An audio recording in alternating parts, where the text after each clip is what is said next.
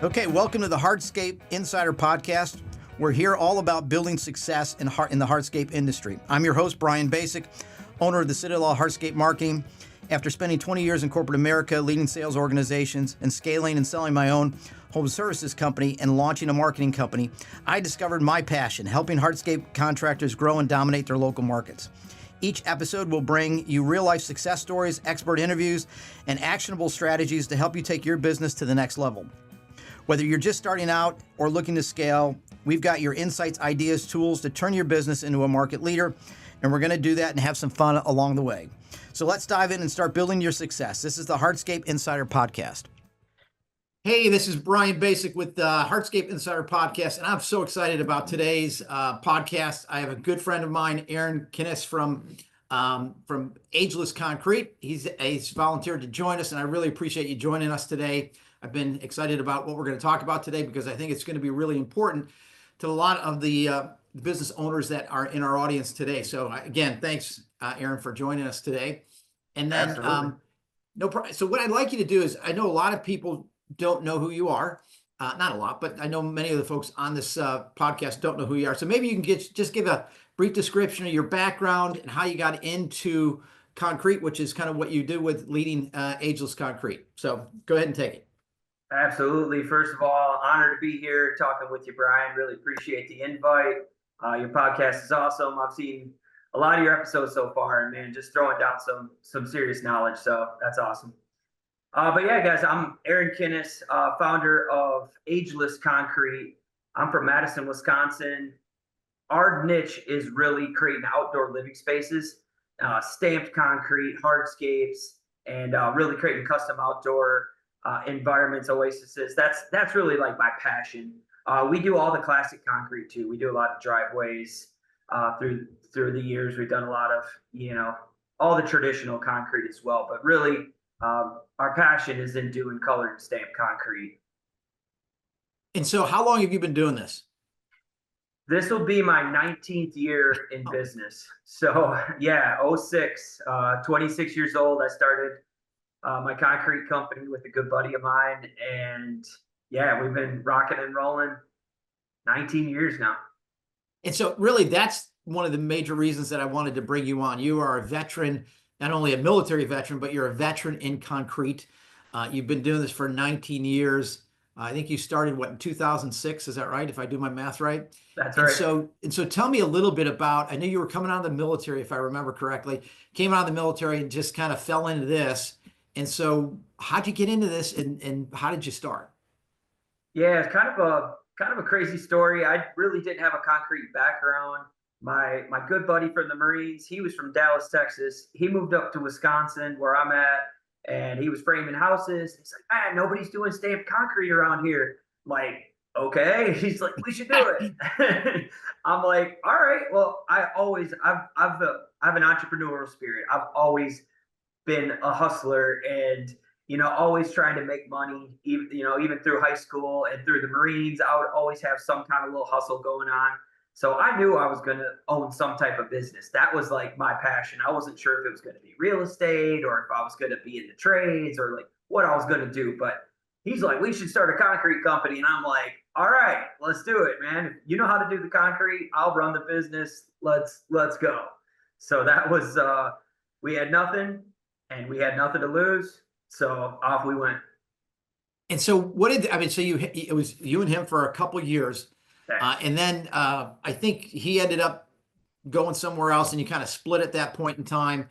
And so what did that look like? And then how did you kind of hire your first guys? What did that look like? And how did you kind of get started from a manpower perspective? Yeah, so we hit it hard for the first 2 years, and concrete is definitely a team sport. So we started on our own, but we very quickly recruited all of our buddies and that were just, we were in our 20s. So there was lots of the bros were still around, just kind of figuring out what they were going to do in life. So we're like, come work with us. We're, getting a free workout, getting a tan, working outdoors. So yeah, we just recruited our friends, and we found one really good guy that had just recently moved into the area, and that was that was it. We had a small team, and yeah, we were rocking. And so how long were you able to just, you and a couple guys, just do that before you thought, you know what, I need to add some folks if I'm going to really kind of grow this thing. And so how long into your venture did you kind of think about growth and adding some folks? Yeah, so the partnership dissolved after 2 years. So personal reasons, my buddy, and we're still close to this day. We still talk all the time. We split on good terms, but he had to move on, and I was left with a choice. We were 2 years in. We had X number of dollars in debt. We had X number of dollars in equipment that we'd accumulated. So like the business was literally worth nothing. So I decided it It's was easy. literally It's easy to split nothing, right? exactly. It's like, Yeah. okay, hey, 50-50 partnership. Let's dissolve evenly. Okay, you get nothing. I'll keep the name and all the hard work that's about to come down my down my path. Right. So yeah, at that point, it's like, okay, my main man in the field, my business partner, he's gone. So for me, it became very real. I needed to learn concrete more than just running the business side of it, and definitely needed a team. So it's always been about a team for me, because I didn't come from that spot of I worked Sure. for XYZ Concrete for 10 years Right. and then I jumped out on my own. We just kind of dove in full blast.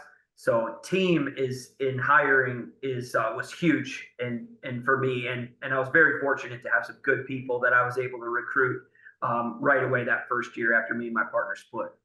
Want even more hardscape business tips, insider knowledge, and network opportunities? Join our Hardscape Contractors Mastermind on Facebook. Connect with other hardscape business owners, share your success stories, ask questions, and get exclusive content from our guests. It's a free resource designed to help you grow, learn, and network with other top contractors in the industry. Join today by searching Hardscape Contractors Mastermind on Facebook or clicking the link below the show notes. Now you live up in Wisconsin, and so how does that work during the winter when I think all concrete comes to a halt?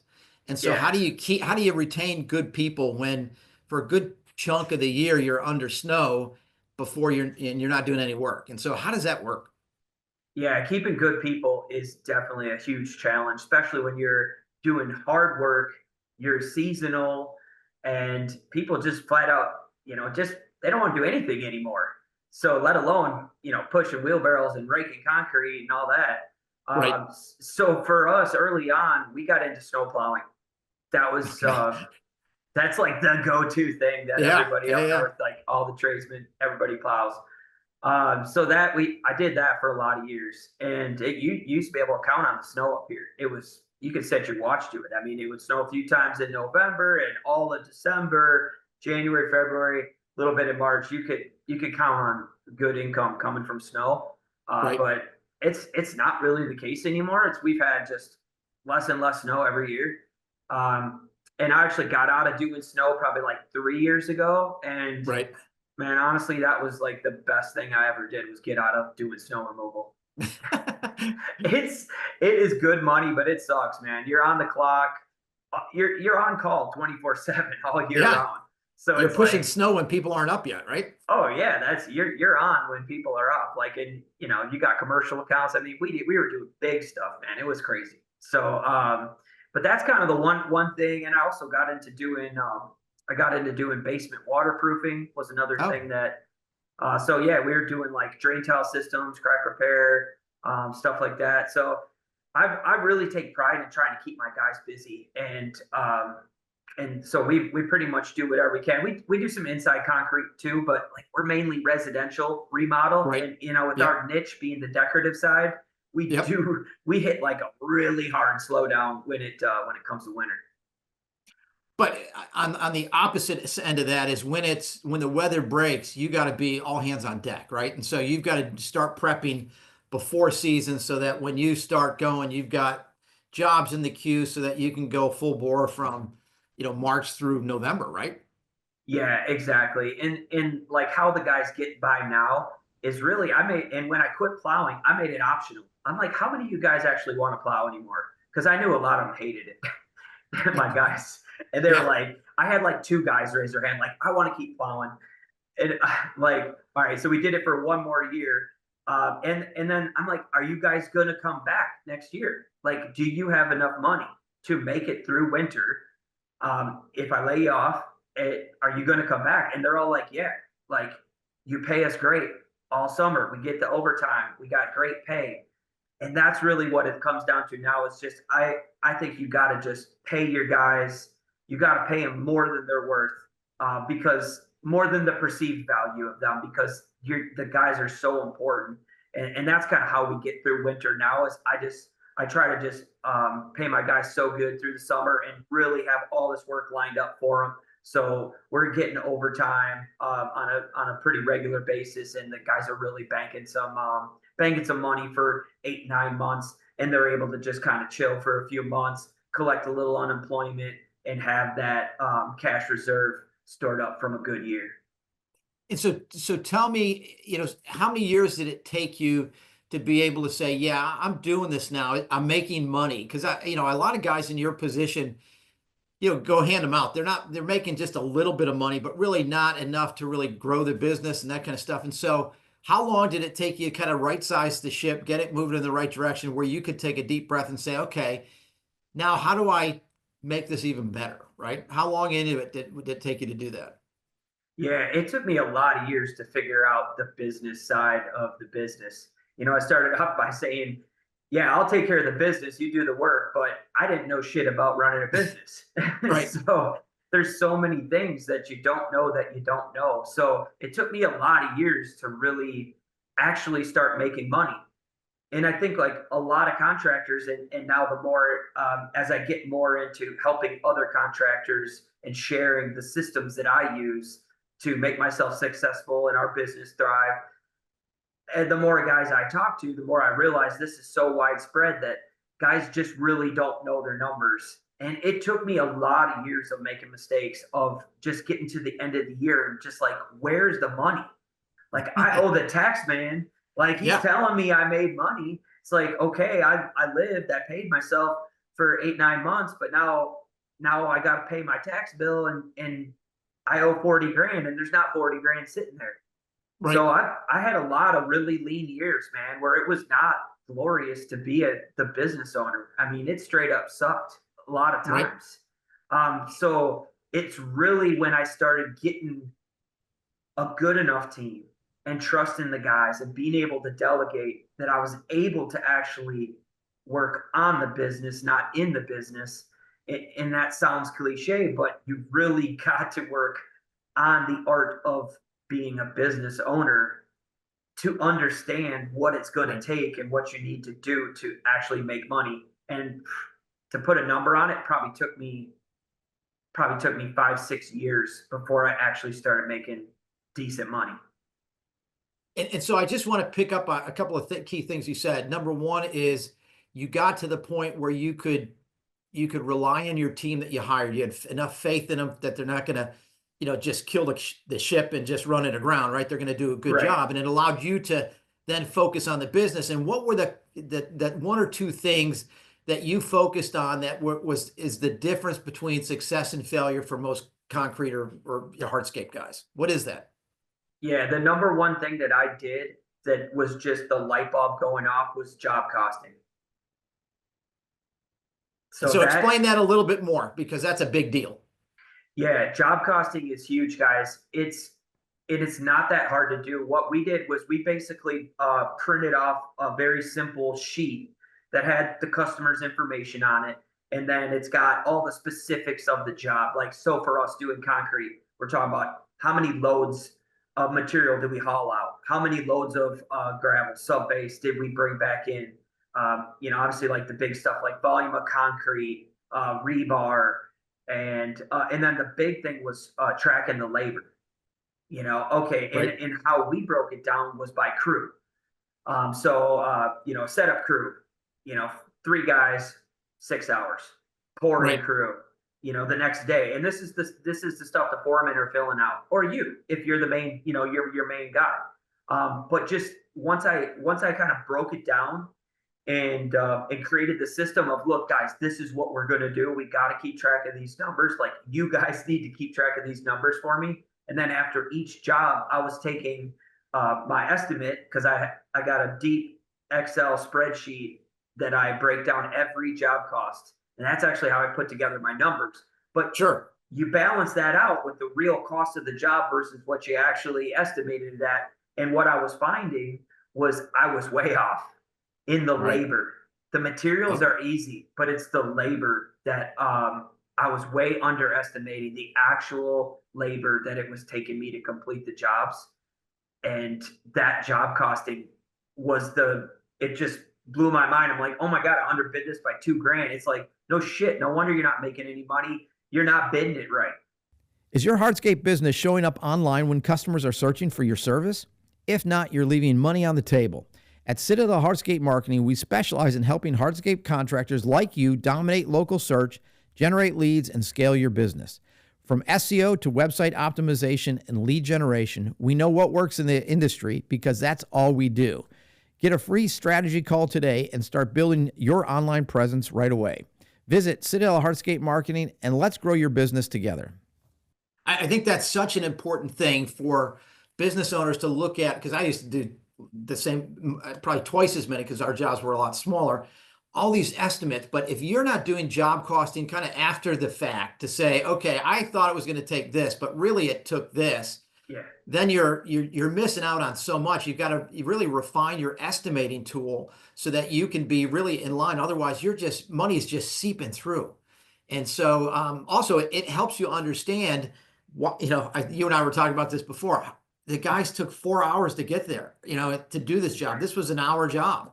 Well, they went to the gas station, they did this, this, and this. And so you can have other conversations with them about how they're spending their time, but at least you're tracking that stuff. And that's so important, right? Because you've got to know, did I make money on this job or did I not? Yeah, exactly. And it goes so deep because, especially like when the economy's a little tighter, like for us, it feels like the economy's a little tighter right now. We still got a good backload of work, but you can tell people are, they're not spending money like the COVID years when it was just like, name your price, like get here, like you got to work a little harder, like right now in 2025 than you did in 2021. Right. So knowing what is your floor, like what is the lowest you actually can charge, that's huge when you're in a negotiation and you want the work and you need the work, and you need to know, like, okay, I'm at break even right here. If I go any lower, like I'd rather go fishing than lose $100 to go do a little concrete repair, Right. Yep. So knowing your numbers is so huge. And so not only is it important for the estimating, but tell me a little bit about the overhead and the importance of including overhead in your estimates in order to make sure that you're covering all your costs. Yeah, so you asked about two big things that made a huge impact on what took me from kind of scraping by like your average guy to shooting into seven figures and holding there for a decade plus. The first thing was job costing. The second thing was calculating my overhead and applying that to my estimates and putting a section or a portion of the overhead into all my project estimates and proposals I was sending out. Right. And you can probably tell, you've been around where you've seen estimates. You walk into a job and a guy says, hey, I got this estimate from another guy and he bid it at this. And you're like, dude, he's going to lose his shirt on this thing because I know what it takes to be there. And I know how big his crews are. They're the same size as mine. He's going to lose his shirt on this. So you can't you walk away from those kind of jobs and say, hey, you know what? Business is business. I understand that, but I will not do it for that because I'll lose money. Right. Yeah, exactly. And when you know that you have, say, $120,000 a year in overhead, you got to cover 10 grand per month. You have to cover 10 grand per month before you actually make a dime of profit. So if you take a $10,000, say you're a small crew, you could do 5,000, or say you could do, I don't know, $5,000 a week or whatever. If you don't add that extra $2,500 a week to cover your 10 grand a month in overhead, you didn't actually make any money. So Right. you might feel good about yourself and you say, oh, I made 20% profit. I charged an extra 1,500 on that job. Well, if that was Right. a week-long job and you needed to cover $2,500 in overhead, you actually lost $1,000 on that job because your time and Right. material plus your overhead equals break even. Then you start making profit. And when I figured that out, that was a game changer for me. And so as you look at, and I've seen people who have done this and done it well, when it comes to being able to explain the job and the costing of a job to a customer, they know their numbers. And somebody who knows their numbers and can sit down with a customer and say, hey, this goes this, and so here's the deal, here's what it's going to cost. I've seen them get a premium for that because they know what they're talking about, and the customers understand that and say, I'd rather go with a guy that's higher because I know he knows what he's talking about. I know he's going to cover all of his costs. He's not going to come back and say, hey, I underbid. This is the deal. He knows his stuff, and so I'm willing to pay a little bit extra for guys who know their business, right? 100%. Yeah, I just went and met with a lady the other day, and she's like, "Well, I got a bid for 6 grand," and I'm like, "Okay, most of our jobs start at 10 grand," and she's like, "Oh, him and hawing." And by the time we have the conversation, and it's like, and I'm explaining things that we do, and it's like, well, we're gonna do this and we're gonna do that. And she's like, well, he didn't say nothing about that. I'm like, mm-hmm. And we're gonna do this and we're gonna do that. Oh, he didn't say anything about that. Right. Uh-huh. And by the end of it, the same job, you got a guy that's 2 years experience charging 6,300, and I'm at 10,700, and I get that job. Right. And And that's so the good thing about what you've just described is you know your value and you're willing to sell value, which is what you need to do, right? Yeah, that's the only way. If you're gonna, like, I came out saying, hey, our niche is custom concrete. We love doing outdoor living spaces, custom stuff. I love hardscapes. I love fireplaces, fire features, outdoor lighting, outdoor kitchens, all of that. But you can't come out and try to be the value guy in that space. You just can't make money doing it because there's just, it takes time to build quality stuff. So Right. you gotta sell the value and the quality, and that all comes together with your branding, your how you package yourself, your company, and it all ties together. But that's really what it's about: is break away from the commodity, separate yourself from, oh, you're the same as this guy. No, I'm not the same as that guy. Like, here's why, and Right. that's really how you can get out of the trenches of shit. I barely can pay my guys this week, and they're talking me down in price and all that. That's the difference between that guy and the guy that's just killing it, and making the proper profit so that you can reinvest in your equipment, in your guys. You can pay your crew what they need, and you have nice stuff, and it all comes together. It's all full circle. I did a podcast a couple series ago, and the guy was Jeff Evers from Paver Protectors. And so all they do is paver sealing and paver restoration. That's all they do. And so their niche is very narrow. Yeah, But yet he is the premium guy, just like you are the premium guy when it comes to stamped decorative concrete and outdoor living, that type of things. That's your niche, right? And yeah, so the more you can focus, instead of doing everything. Now there are times when you have to do everything, but when you can really niche down and you can prove yourself as the expert in this field, people are willing to spend extra to be able to do business with an expert. Just like if in healthcare, right? If I'm sick, I'm not going to go to and I have a heart issue, I'm not going to go to my general guy. I'm going to go to the cardiologist because I know he's an expert in what I need. And so that's what people want to do. If they're going to, especially if they're holding on to their money a little bit more, they're going to want to know that when I do release my money, I'm releasing it to the best guy available, which is going to be you. So can never be ashamed of being that niche guy, being the best in that area, because it only makes sense to do that. So tell me a little bit about, from your perspective, how long did it take you to kind of scale to 7 figures? You've been in business for 19 years. How long did it take you to do that? yeah. I was trying to remember what year we first broke through, but I think it was like maybe my 7th year, 6th or 7th year in business when we broke in and did 1 million in sales. And yeah, that was a goal of mine. That was a goal of mine for a lot of years, and I was so far from it. And it really took me it really took me a while to figure that out, but it's a cool benchmark to shoot for. If anybody's not there yet, I'm sure you're thinking about it, but I actually got a cool little way to figure that out, which was huge for me to really actually break through. And so what was that thing that you figured out to break through? So if you want to hit $1 million a year, you got to start with your goal. Then you got to work backwards and figure out, what is my average cost per job? How many jobs can I do a week? And then you got to figure out, okay, so $1 million divided by 12, then divided by, so that's how many, that's how much I need to make per month. Then you divide it down by week. How much do I need to make per week? And then you divide, how many jobs can I do per week? And you say, okay, and there's my number. So once you take your goal and you break it down into bite-sized pieces, and then you actually have something tangible to shoot for. That's what it took me to actually break through. When I had the daily number, like I gotta get it. For me, it was because we worked 8-9 months. Like I had to hit $33,000 or $34,000 a week to break $1 million. And once I knew that, it changed how I bid jobs. Like if I only do $23,000 of work this week, I'm not on pace to get my goal. Right. If I don't hit $33,000, $34,000 in a week in sales, I'm not going to break $1 million. Today's episode of the Hardscape Insider Podcast is proudly brought to you by Ageless Concrete, the trusted name for premium concrete and outdoor living solutions.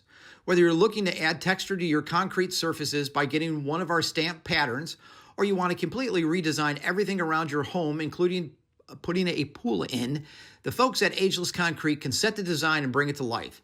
Don't be satisfied with boring surfaces and outdoor living spaces that don't fit your lifestyle. We can make your outdoor living space dreams come true. We handle everything from design, installation, lighting, and regular maintenance. We do it all. With over 50 5-star reviews, Ageless Concrete is a go-to choice in Dane County. Visit www.agelessconcrete.com today to get your free estimate and take the first step towards giving you the yard of your dreams. And so, that's such an important thing. I actually put together a spreadsheet and I give it out as part of one of my webinars that says, once you identify your goal, do everything that you just said, the goal will be divided in 12.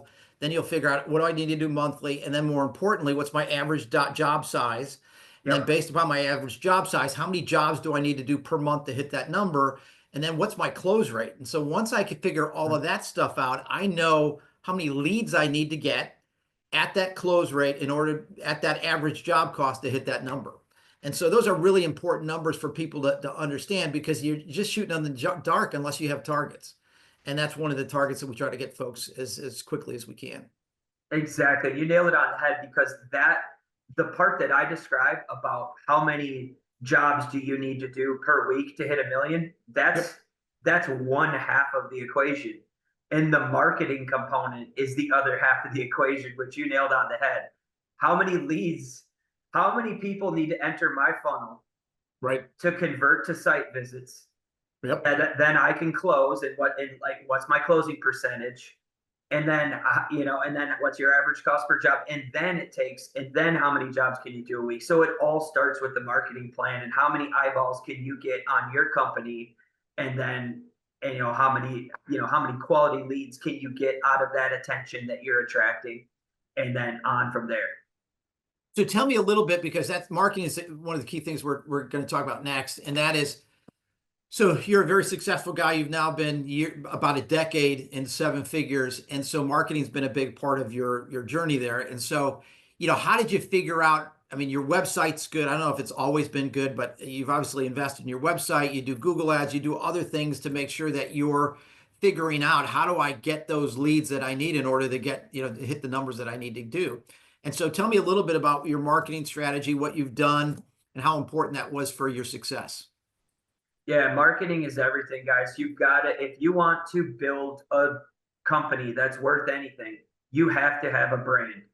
Look at all the big brands out there, and their packaging is tight. Their everything is uniform. You got to be, it's not just about the digital side or just about having a company t-shirt. It all has to come together. So for us, it started with yard signs and a cheap website. Like I actually built my first website straight from GoDaddy website builder, and I think we called it Website Tonight or something like that. In '07, I built my first website, and no one had a website then. So I'm like, for me, it was this. I'm like, this is a no brainer. Everyone was running. This is the phone book was the dominant place, and there was 3 phone books in Madison, Wisconsin. So like for me, that was crazy money. Like the guys like that they had full like 2-page ads in the phone book. They were paying like $4,000 or $5,000 a month, and to me that was like mind blowing money. Like I was just like, holy shit! I could build a free website, and I was just dominating online. I mean, dominating. We were doing 50 jobs a year that year, but still, started with a good website. My website is it's a digital showroom. I look at the website as a very, very important tool that you need to have. And then all your branding goes along with that. So keep it clean, keep it tight, have your shirts, have your yard signs, have your trucks, have your trailers, everything ties together and unifies your brand. And that's really what we've done. And that's been like the biggest thing for us. And so you guys are now the market leader in the Madison area, is that right? And what you guys do? I mean, for stamped concrete, we get, I'm not going to say we're the best, but we've been doing it probably as long as anybody else. And yeah, we're good at what we do. And so where do you see your company in the next, are you going to grow a lot? Are you going to stay about the same? And I know the economy is what it is right now, but where do you see yourself in 5 years and how are you going to get there? Yeah. So the funny thing about being in business that I found is that there's always pressure to grow. There's like, hey, the government gives you incentives to buy new equipment. You can get write-offs if you do this, if you do that. You always want to, it always feels like there's just so much pressure to grow, to build your business. But where I like to grow is on the bottom line. Yeah. And that's really what I've been focusing on is really just dialing in our message and our quality and our service so that we can position ourselves as a leader, and that and then we reap the profit at the end of that. We can charge what other guys aren't charging. So right. 5 years from now, I could see myself honestly a very similar size as far as the company goes. But I just want to be just hands down recognized as, if you want stamped concrete in the Madison, Wisconsin area, you go with Ageless. And so, that's a great point. I mean, some people think that you got to be, you got to strive for $5, 10, $20 million business. And with all of that growth comes headaches as well. Hopefully you can scale. But at the same time, profitability is key. And so if you're making good money and a good living and you're doing it at a comfortable pay, level, you don't need to significantly grow. I mean, you got to continue to invest in your marketing and keep your place in the region, in the area, but you don't have to if you don't want to. I've seen guys make a ton of money and just say, you know what, I do really well and I'm not going to franchise. I'm just going to continue to do this. And, they become very good targets for acquisition. Towards the end, if they ever want to sell, they think, okay, because people are looking for those kind of businesses, that are in the 1 to 5 million in revenue, that generate a good bottom line, that you don't need to, you've got good infrastructure already there, you got good people. And so anybody can buy your business because you don't have to be a concrete expert because you have all the procedures and processes in place. Those are nuggets when it comes to acquisition. And so if you've positioned yourself, you built standard operating procedures, your guys know what they're doing, everybody has a job description, you got people that come in and training and all that kind of stuff. If all of that's there, you become an acquisition target. I don't know if you've already had people, have you had anybody approach you yet? I've gotten some just random emails, and it's just so hard to tell if it's scammy or, I've gotten a bunch of emails that are just don't seem right. Like I haven't had anybody like make me a legitimate offer. But we've gotten like solicited, but it's just like from random nationwide companies, and it's like, if you're serious, you'll follow up. And I haven't had any serious inquiries. It's funny, here in Florida, there's a whole accumulation of different industries. Like there are guys who are aggregating roofing companies and plumbing companies and and electrical and trying to merge not only those separate verticals, but maybe even merge those together. I can't tell you.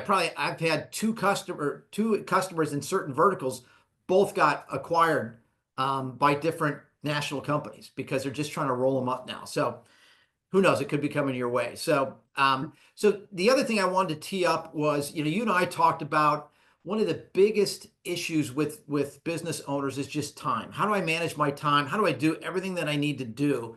And in your case, it's so estimate intensive because you got to sort through all that kind of stuff. And so I know you've struggled with that. You've kind of mastered it now. And you've even come up with a solution to actually do some of that.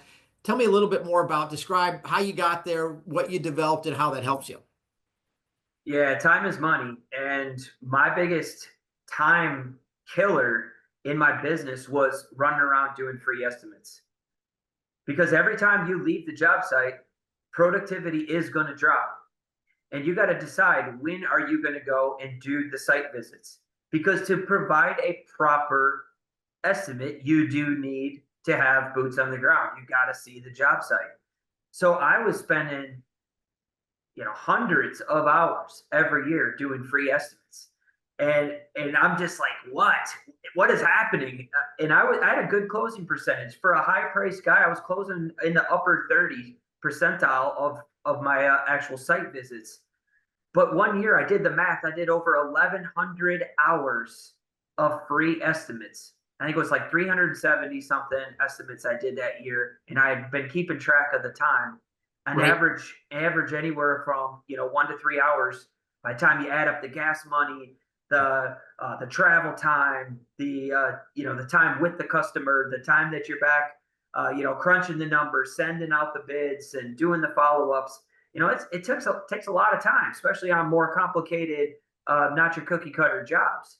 So that's when I was just like, enough's enough. I got to figure out some kind of way to streamline this sales process. And that was kind of the spark that really lit a fire under me to build out CreekQuote, which is our estimating software that we've created. And so you said now your sales process looks completely different than it did before when you were running around doing estimates. You now try to throw everybody through CreekQuote, which gets them a ballpark estimate of the job. Is that right? Correct.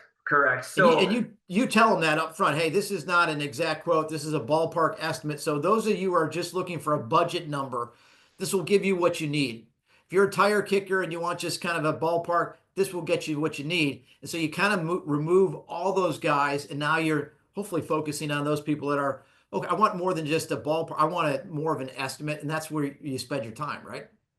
100%. So we actually built this system out. We tested the proof of concept in 2018. So I put my office manager, I rented an office in a strip mall, high profile area, and we would encourage every person that wanted a free estimate to come to our office, meet with our office manager, and she would give them, okay, what are you interested in? Okay, driveway, roughly what size? Okay, got it. Or patio. Okay, do you want a fire pit? Do you like a seat wall? Okay, got it.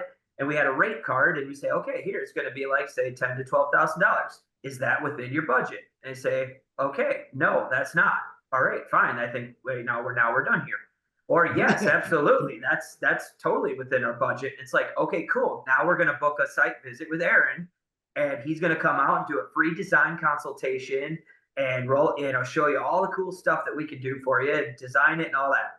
So when we started doing that, my closing percentage went from like the mid 30s to the mid 80s.